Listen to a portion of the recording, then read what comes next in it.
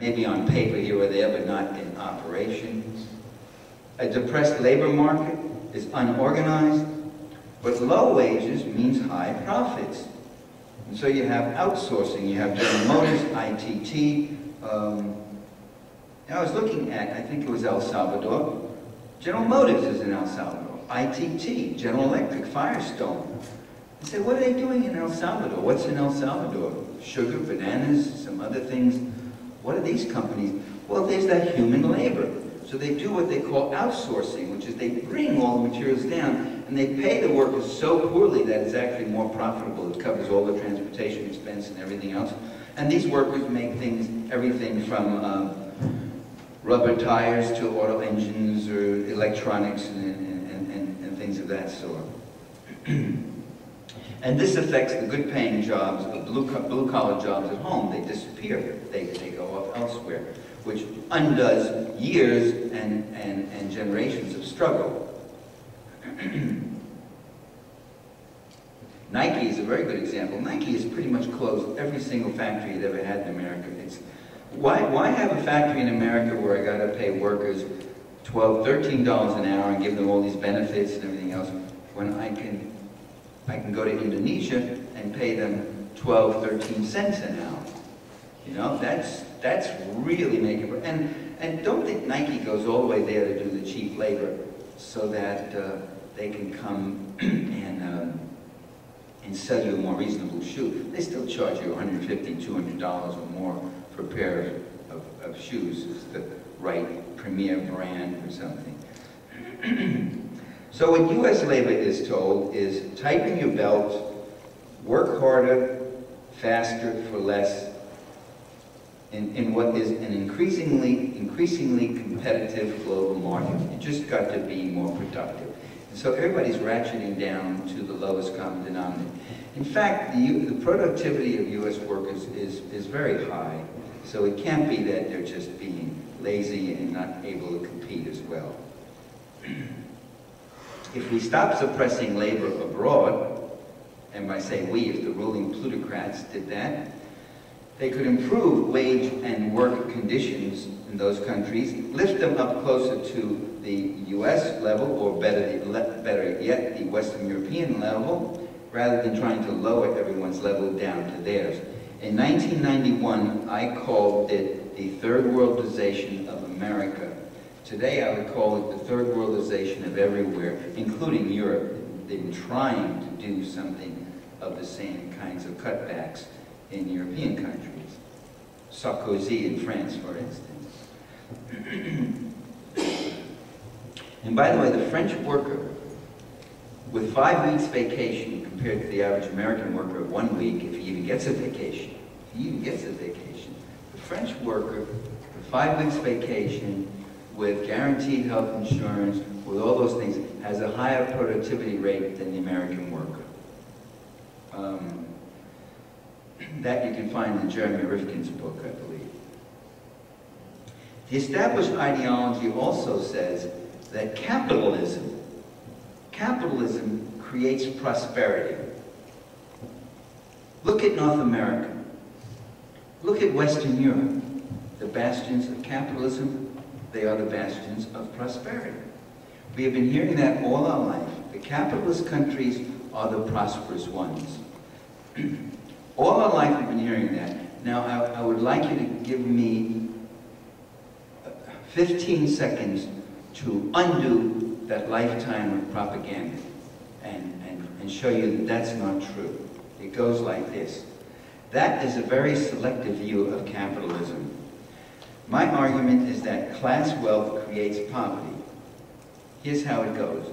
Most of the world is capitalist and most of the world is poor.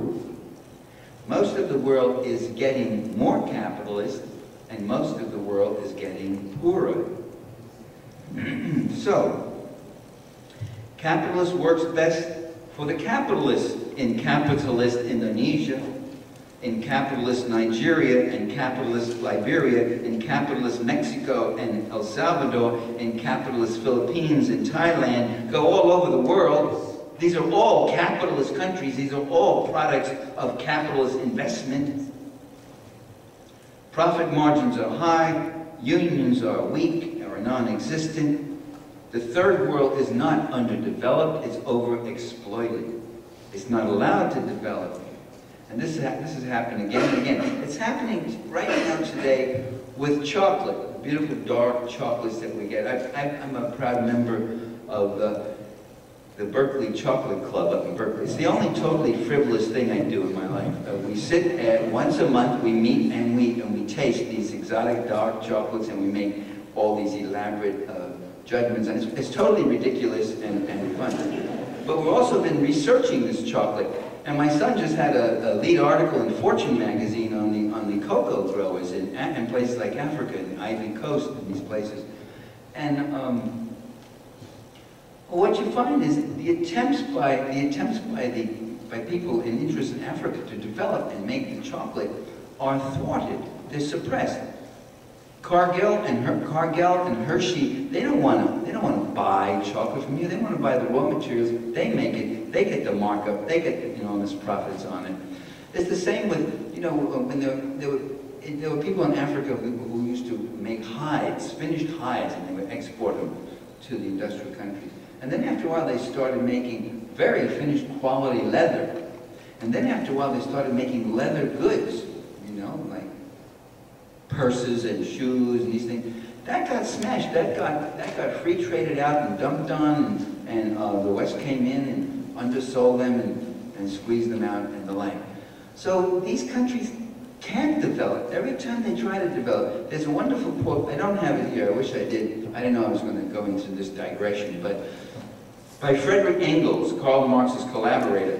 He took a trip through Ireland back in 1860-something, and it was a wonderful quote. I've got it in one of my books, where he said, every time the Irish have tried to better themselves, every time they tried to lift themselves up, the British have found, the English have found another way to undermine, to cut them out, buy them out, squeeze them out, starve them out.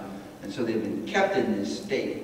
And then all these plays and stories about they're Irish, they drink and they kind of go around and they're funny people and they play their diddly-dee music and they're all alcoholics and they love potatoes. They eat potatoes. They ate potatoes because on a little quarter of an acre you can grow enough potatoes to sustain a family of 6, 7 people through a winter, and potatoes stored. And it was that or starvation. Nobody ever asks why people eat only potatoes. And so why do people drink when that's the only source of warmth when you're freezing in your cottage? Those kinds of things are not asked. So that's what you're looking at is underdevelopment. Just the other day, actually just this morning, I was thinking of one of my Italian grandmothers, my paternal one, and I realized she never learned to read or write, not even in Italian. And I always remember that, and I suddenly asked myself, well, why?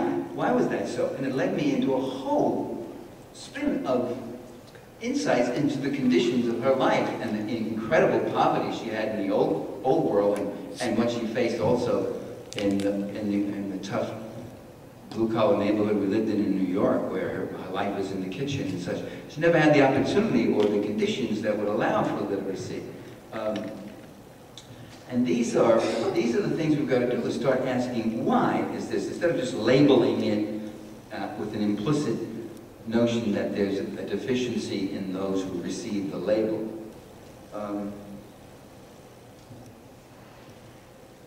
There's a rough but very real correlation between the condition of labor and the condition of democracy.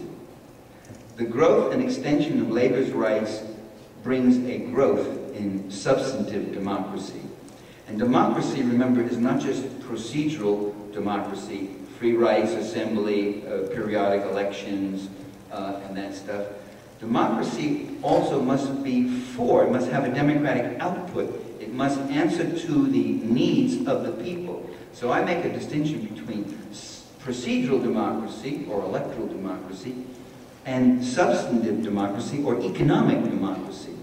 I mean, what's the use if we have all these elections and we're going hungry and we're out of jobs and life is miserable? That can't be called a democracy.